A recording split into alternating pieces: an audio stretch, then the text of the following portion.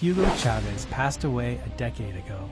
The leader of Venezuela's Bolivarian Revolution is undoubtedly one of the giant figures in modern Latin American history. Born in the small town of Sabaneta on July 28, 1954, Chavez is often remembered as a man of action and long speeches. But he was much more than that. He was a great strategist, a tremendous pedagogue, and a creative thinker. The Comandante opened a new political horizon, and a decade after his death, polls have him the most popular figure in Venezuela. And it's not close. Why is that? Let's look at the 5 pillars of Hugo Chavez's revolutionary legacy. 1. Participative and protagonistic democracy. Democracy in capitalism is restricted. Every X number of years, citizens vote for representatives, and that's as far as their political agency goes. More importantly, the existing economic structure is sacrosanct and untouchable, beyond the reach of democratic decision-making.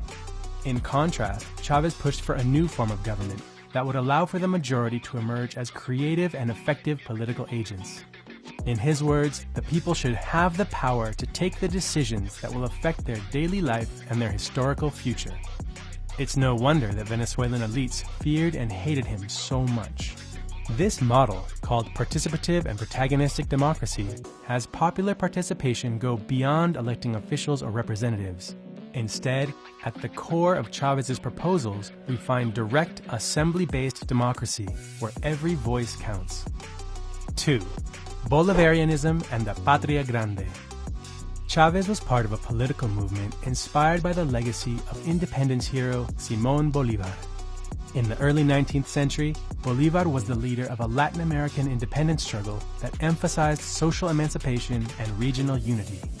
In his speeches, Chavez would often draw lessons from the country's anti-colonial past. For example, highlighting that Bolívar's liberating army fought for more than just national independence.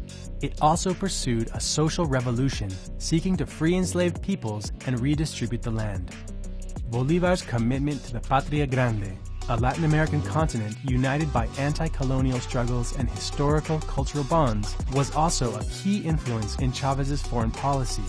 The aptly named Bolivarian Revolution was a driving force behind a number of regional integration initiatives such as ALBA and Petrocaribe. 3. Anti-imperialism. From the get-go, Chavez always pursued sovereign policies. One key example was the 2001 hydrocarbons law that put an end to unfettered foreign oil exploitation in Venezuela. However, it was in 2004 that Chavez explicitly declared the Bolivarian Revolution to be anti-imperialist. By then, U.S. imperialist aggression was there for all to see, with its support of the 2002 coup d'etat, the oil lockout, and the paramilitary incursions into Venezuela. To fight back, Chavez saw the civic-military union as key to keeping imperialism at bay. One of his initiatives was the Bolivarian militia, which prepares civilians for a non-conventional war.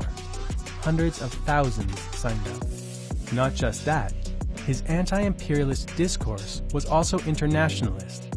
All peoples of the global south should unite in constructing an alternative. 4. Socialism. The Bolivarian process set out to pay the so-called social debt, drastically improving the living standards of the black and brown majority. But Chavez's commitment to popular democracy and social justice went further than redistribution, and in 2005, he declared the Bolivarian Revolution to be socialist. Building on the World Social Forum slogan, "Another world is possible," Chavez added the qualifying clause, "if it is socialist." In other words, capitalism cannot be reformed. Taking distance from the Eastern Bloc model, Chavez called the project 21st Century Socialism.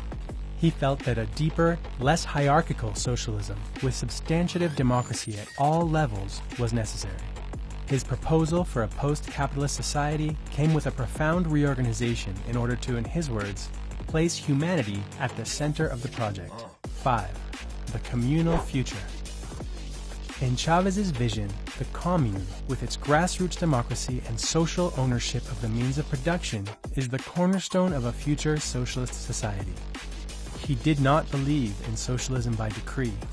Instead, it would be a heroic creation of the pueblo, and the commune is the territory where the new society will emerge.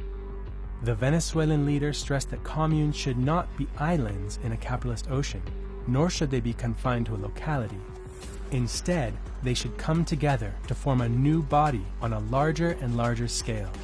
In Chavez's own words, a commune is like a cell, but who has seen a cell by itself? Each cell has to be next to another one, and many cells form the body. There must be an integrated system of communes. In summary, Hugo Chavez is sorely missed by Venezuelans and by oppressed peoples all around the world. He left a lot to be cherished, a lot to admire, and a lot to think about. But most importantly, he inspired millions to fight, to break the chains of imperialism, to join hands in solidarity, and to build a new socialist society. And that is his revolutionary legacy.